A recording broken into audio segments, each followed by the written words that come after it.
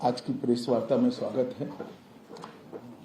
आज आप सभी को यहाँ देश में जो क्रिमिनल जस्टिस सिस्टम के 3 नए कानून आज से अमल में आ रहे हैं, इसके लिए आप सभी को निमंत्रित किया है। देश की जनता को सबसे पहले मैं बहुत बहुत बधाई देना चाहता हूं कि लगभग आजादी के 77 साल बाद आपराधिक न्याय प्रणाली, हमारी क्रिमिनल जस्टिस सिस्टम पूर्णतया स्वदेशी हो रही है और भारतीय इथोस के आधार पर ये चलेगी। 75 साल के बाद इस कानूनों पर विचार हुआ और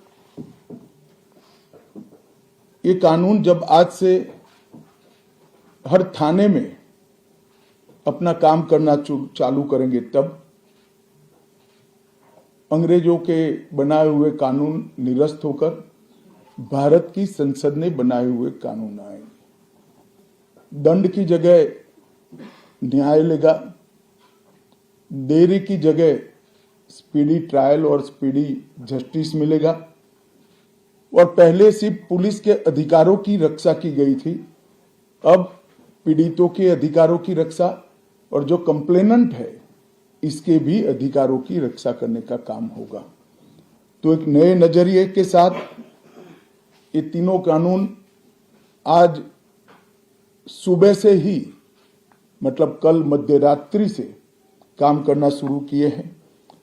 अब इंडियन पिनल कोड, जिसको आईपीसी कहते थे, 1860 से जो कानून था, इसकी जगह बीएनएस भारतीय न्याय संहिता आएगी। क्रिमिनल प्रोसीजर कोड, जिसको सीआरपीसी कहते थे, जो 1898 से अमल में था, इसकी जगह भारतीय नागरिक सुरक्षा संहिता बीएनएस आएंगे। और इंडियन एविडेंस एक्ट 1872 से जो इस देश की क्रिमिनल जस्टिस सिस्टम को गवर्न करता था, इसकी जगह भारतीय साक्ष्य अधिनियम बीएसए लागू होगा। तो बीएनएस, बीएनएसएस और बीएसए के लागू होने से पूरी न्याय प्रणाली का आपराधिक कानूनों की पूर्णतया इसके अंदर हम कह सकते अब भारतीय आत्मा है। इसके ढेर सारे प्रावधान ऐसे किए गए हैं जिससे कई समूहों को फायदा होगा। कई सारी दफाएं जो अंग्रेजों के समय से विवाद में रही, इसको हटाकर आज के समय के अनुकूल धाराएं जोड़ी गई है। और कई सारी ऐसी चीजें जिससे भारतीय नागरिकों को परेशानी थी, इसको हटाकर नए प्रावधान किए गए हैं। सबसे पहले हमने इसमें हमारे संविधान के स्पिरिट के तहत दफाओं की और चैप्टर्स की प्रायोरिटी तय की है। सबसे पहली प्रायोरिटी महिलाओं और बच्चों के अपराध को दी गई है और मैं मानता हूं कि ये करने की बहुत समय से पहले जरूरत थी। एक पूरा अध्याय इसमें जोड़ा गया है जिसमें 35 धाराएं हैं और 13 प्रावधान हैं, जिसमें गैंग रेप के लिए अब 20 साल की सजा या तो कारावास, आजीवन कारावास, नाबालिग के साथ बलात्कार में मौत की सजा, झूठा वादा पहचान छिपाकर शोषण करने वालों के लिए भी अलग से अपराध बनाया गया है। पहले सुप्रीम कोर्ट के जजमेंट से चलता था। पीड़िता का बयान उसके घर पर महिला अधिकारियों की उपस्थिति में और अपने परिजनों की उपस्थिति में लेने का भी प्रावधान किया है। और इसके साथ साथ ऑनलाइन एफआईआर की व्यवस्था से भी ढेर सारी उत्पीड़न का सामना कर रही महिला एम्बरेसमेंट से बच पाएगी, ऐसा हमारा मानना है। सालों से देश भर में मॉब लिंचिंग के अपराध के लिए कानून में कोई प्रावधान नहीं था। प्रावधान करने की मांग होती थी। पहली बार मॉब लिंचिंग को परिभाषित किया गया है नस्ल, जाति, समुदाय, लिंग, जन्म स्थान, भाषा और अन्य कारणों से जो मॉब लिंचिंग होता है, इसमें 7 वर्ष के कारावास से लेकर मृत्यु की सजा और आजीवन कारावास तक इसके अंदर जोड़ा गया है। तो एक बहुत बड़े समय से जो मांग थी वो पूरी होने जा रही है। रात 2 एक ऐसा कानून था जो अंग्रेजों ने अपने शासन की रक्षा के लिए बनाया, चाहे महात्मा गांधी हो, चाहे तिलक महाराज हो, चाहे सरदार पटेल हो, सभी लोग यही कानून के तहत 6-6 साल की सजा काटे थे। इसी कानून के तहत केसरी पर प्रतिबंध लगाया गया था। वो अपने राज्य की सुरक्षा के लिए अंग्रेजों ने बनाया हुआ कानून था। राजद्रोह को हमने जड़ से समाप्त कर दिया है और देश विरोधी हरकतों के लिए नई धारा लेकर आए हैं। पहले सरकार के खिलाफ स्टेटमेंट देना गुनाह था, अब भारत की एकता और अखंडता को क्षतिग्रस्त करने के लिए ये कानून अमल में आएगा। तो आजादी के इतने सालों के बाद ये कानून में बदलाव हुआ है, जो एक बहुत बड़ा परिचायक है हमारे संविधान के स्पिरिट का। मैं आप सभी के सामने बड़े विश्वास के साथ कहता हूं कि ये तीनों कानूनों के पूर्ण स्पिरिट के साथ देश भर में लागू होने के बाद ये कानून सबसे आधुनिक न्याय प्रणाली का सर्जन करेंगे। टेक्नोलॉजी को हमने न केवल अपनाया है, आने वाले 50 सालों तक टेक्नोलॉजी में जो भी अनुसंधान होने की संभावनाएं हैं, इस सबको कानून के अंदर हमने व्याख्या के तौर पर समाहित किया है, जैसे आने वाले समय में भी जो अनुसंधान होंगे वो व्याख्यायित किए गए। ये विश्व की सबसे आधुनिक न्याय प्रणाली बनेगी, इसका मुझे विश्वास है। कंप्यूटराइजेशन की प्रक्रिया ऑलरेडी पूरी हो गई है। 99.9% थाने कंप्यूटराइज हो चुके हैं। ई रिकॉर्ड जनरेट करने की प्रक्रिया भी हमने 2019 से ही चालू कर दी थी। 0 FIR, ई FIR, चार्जशीट और जवाब, ये सभी डिजिटल होगा। किसी को बड़े बड़े जेरोक्स निकालकर करने की जरूरत नहीं है। 1 लाख पेज की चार्जशीट भी एक छोटे से पेन ड्राइव से जजेस के सामने जाएगी और पक्षकर्ताओं को दिए जाएगी।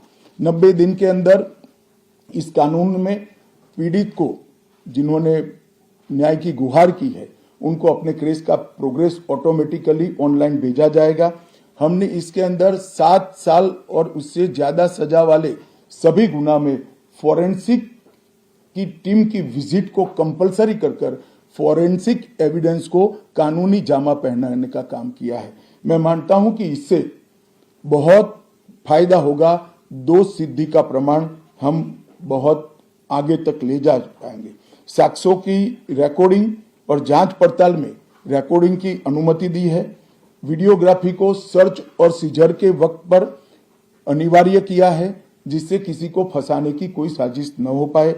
ई बयान बलात्कार की पीड़िता का या छेड़खानी की पीड़िता का ई बयान को भी कानूनी माना गया है और कोर्ट में ऑडियो वीडियो के माध्यम से पेशी करने का भी प्रावधान हमने किया है।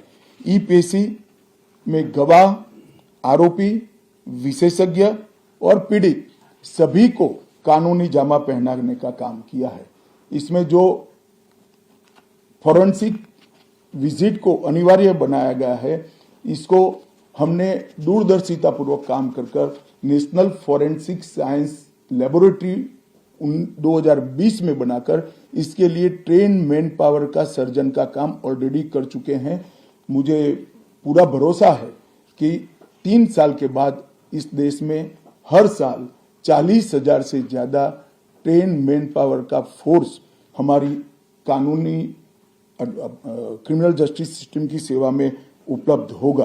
कन्विक्शन का रेशियो इसके माध्यम से 90% तक ले जाने का हमने प्रावधान किया है और फॉरेंसिक इंफ्रास्ट्रक्चर को बढ़ाने के लिए अभी हमारी कैबिनेट ने निर्णय किया है और 9 राज्यों में फॉरेंसिक साइंस यूनिवर्सिटी के कैंपस खोले जाएंगे और 6 सेंट्रल फॉरेंसिक लेबोरेटरीज को भी हमने करा है। ये कानून विक्टिम सेंट्रिक है। पहले दिनों तक किसी को पुलिस ले जाती थी, परिवार वालों को कोर्ट में आना पड़ता था। अब हमने कंपलसरी किया है कि हर थाने में रजिस्टर होगा और ई रजिस्टर भी होगा कि कौन सा अपराधी पुलिस की कस्टडी में है, जिससे हेबियस के माध्यम से कोर्ट में नहीं जाना पड़ेगा। तलाशी और रेड दोनों स्थिति में वीडियोग्राफी की जाएगी, जिससे पुलिस के अधिकारों का दुरुपयोग न हो पाए। और हमने अपराधियों को बेल को भी लंबे समय तक लंबित केसों में कानूनन बना दिया है, जिसमें एक निश्चित समय मर्यादा अपराध के अंदर जो सजा है उसके अनुपात में हो जाने के बाद जेल सुपरिटेंडेंट की जिम्मेदारी होगी कि इसको बेल पर रिहा किया जाए। तो इसके लिए कोर्ट में किसी को जाने की जरूरत नहीं पड़ेगी। इसमें विक्टिम को अपनी बात रखने का मौका मिलेगा, इंफॉर्मेशन का अधिकार मिलेगा और नुकसान के लिए क्षतिपूर्ति का भी अधिकार पहली बार भारतीय कानूनों में हम करने जा रहे हैं। 0 एफआईआर, विक्टिम की एफआईआर की प्रति की निःशुल्क प्राप्ति और 90 दिन में जांच का रिपोर्ट देने से इससे बहुत बड़ा फायदा होगा। समय पर न्याय, लगभग 35 न्याय प्रणाली की 35 धाराओं में हमने समय मर्यादा निश्चित की है और ये टेक्निक के आधार पर प्रोसीडिंग्स होने के कारण भी समय पर न्याय मिलेगा।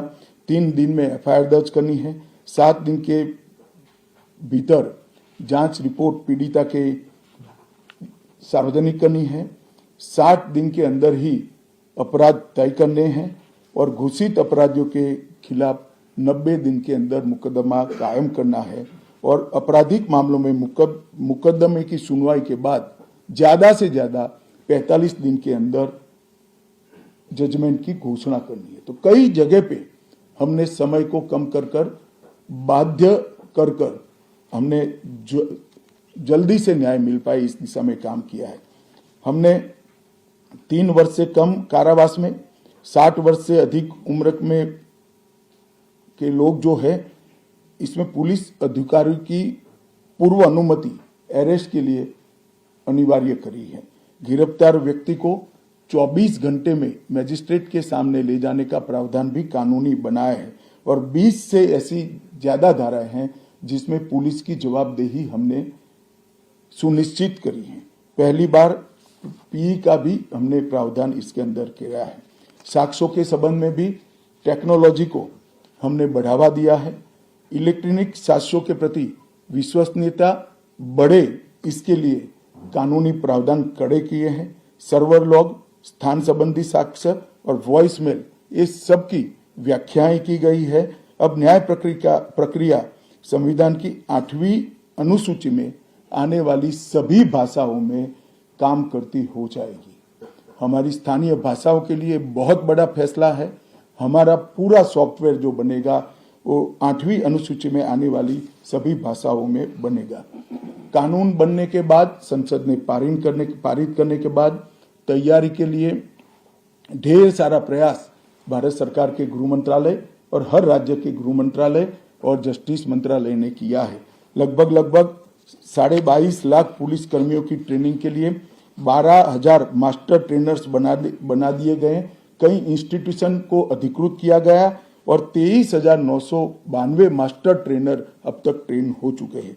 जुडिशरी में 21,000 सबऑर्डिनेट जुडिशरी का ट्रेनिंग हो चुका है और इसके लिए भी आगे पर मास्टर ट्रेनर्स की कई बैच स्थानीय भाषाओं में तैयार हो गई है।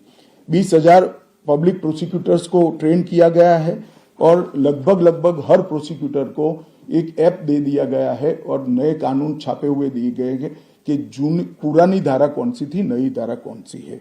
प्रिजन के 51,224 कर्मचारियों का ट्रेनिंग हुआ है और फॉरेंसिक के 4,000 कर्मचारियों का ट्रेनिंग हुआ है।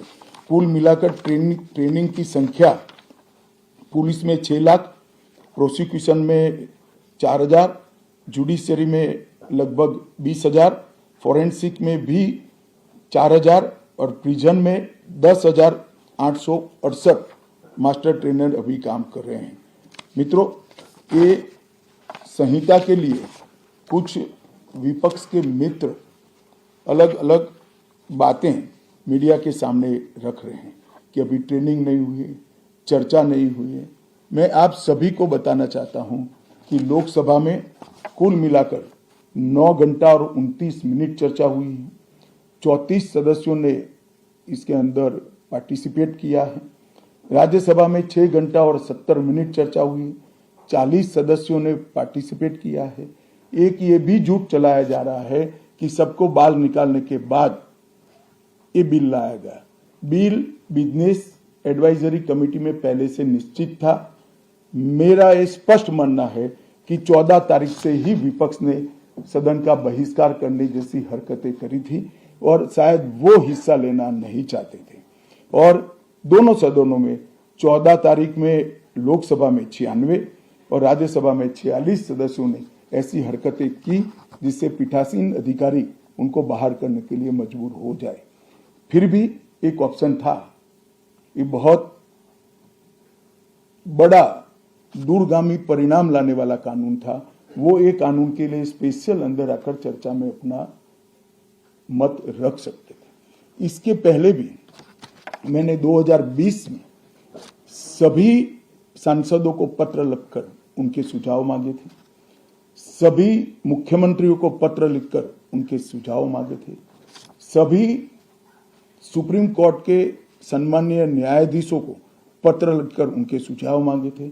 सभी हाई कोर्ट के चीफ जस्टिस को पत्र लिखकर सुझाव मांगे थे। गृह सचिव जी ने सभी आईपीएस अफसरों से सुझाव मांगे थे।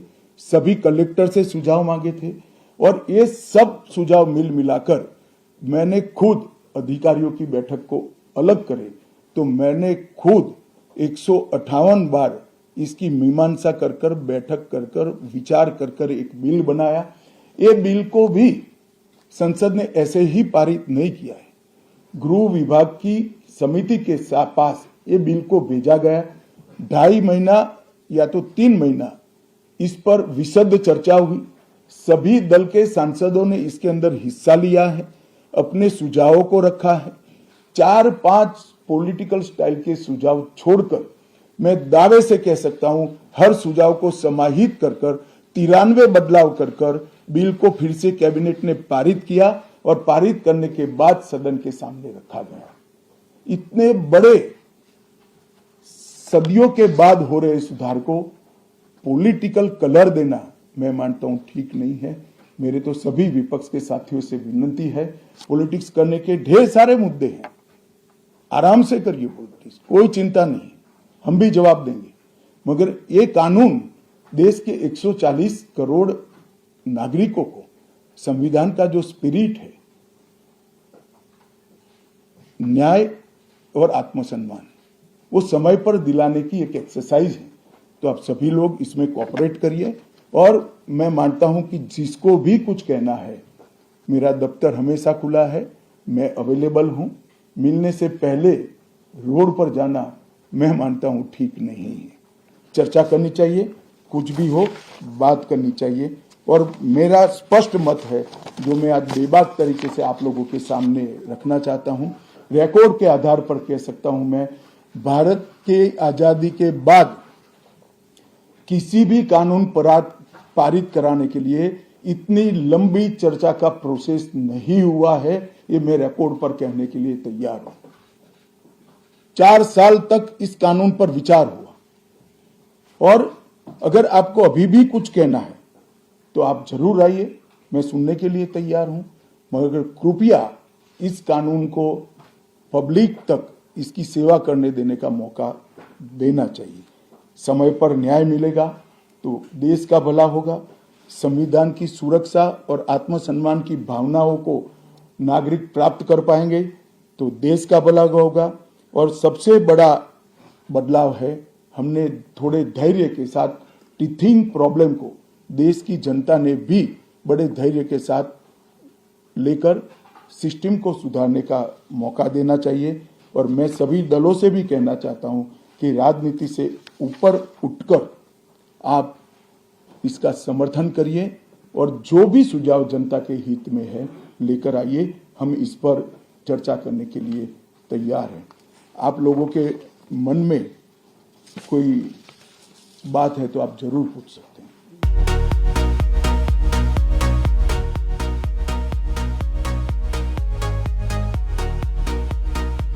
दयाल गजाधारी ज्वेलर्स, जो है पिछले 75 सालों से आप सभी का भरोसा, आपकी खुशियों के साथ। आशापूर्णी मंदिर, पठानकोट से Manchanda tower, Dalhousie road.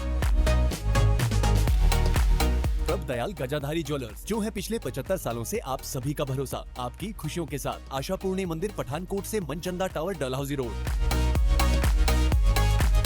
Prabh Dayal Gajadhari jewellers, जो है पिछले 75 सालों से आप सभी का भरोसा, आपकी खुशियों के साथ। आशापूर्णी मंदिर, पठानकोट से Manchanda tower, Dalhousie road. Prabh Dayal Gajadhari jewellers, Manchanda tower, Dalhousie road, Pathankot. कहीं सुना है रिटेल की दुकान पर होलसेल का दाम? जी हाँ, नव्या लेकर आया है डिजाइनर सूट्स, कुर्तीज और फैब्रिक्स। सबसे सस्ता, सबसे अच्छा, defence road, Mamun, Pathankot. Contact 96141 96141।